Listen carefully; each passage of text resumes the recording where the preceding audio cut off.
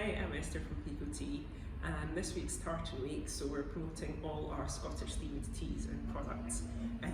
So today I'm talking about our Speyside Whisky Tea blend, and we recently did a collaboration with Glen Moray Distillery, which is the whisky we use in our Speyside Whisky Tea.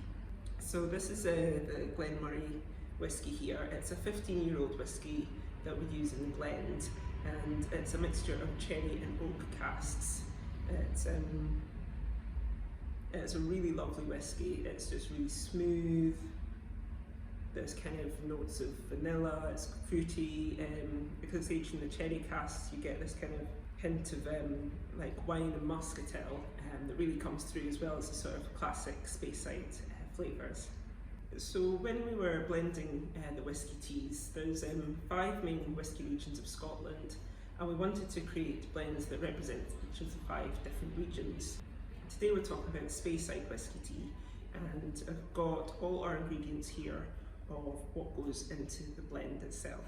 So we've got, this is the finished blend, but we used a mixture of different teas and fruit and decorated with flowers and some natural flavourings as well, just to really kind of show off the whisky tea.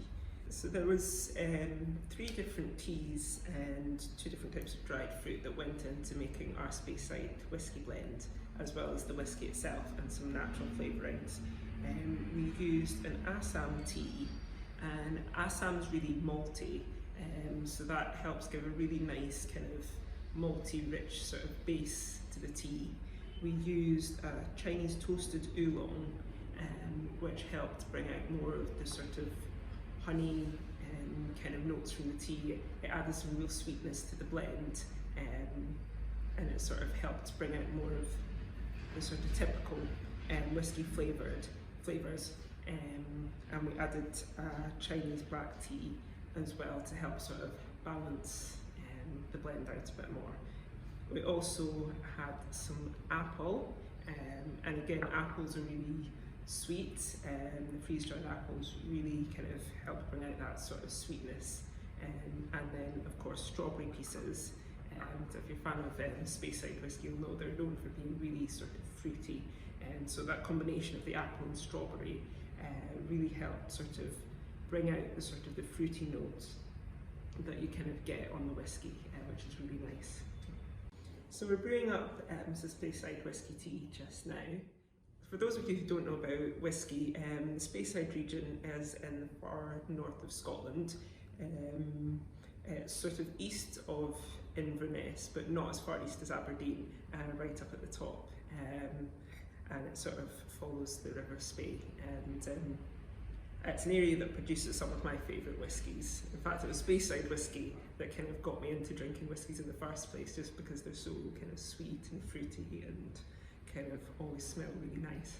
So when we first made the whisky teas, they were a bit of an experiment. We didn't know if it would work, so we didn't actually name the distilleries we got the single malt from.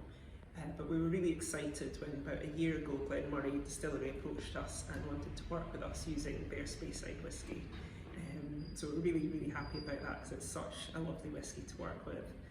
It's got such a lovely flavour profile, and it sort of fits the Speyside blend perfectly. Some of the flavours you get in the mouth they're the same flavours that you get on the kind of nose of the whisky tea. So with the Speyside one, we've got that kind of slight grapiness, the kind of muscateliness, but you've also got the fruits and sort of sweet vanilla.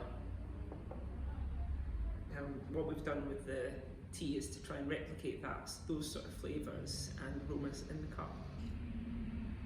But I guess the kind of beauty of it in the tea is there's no alcohol left, so you can still drive after you've enjoyed it.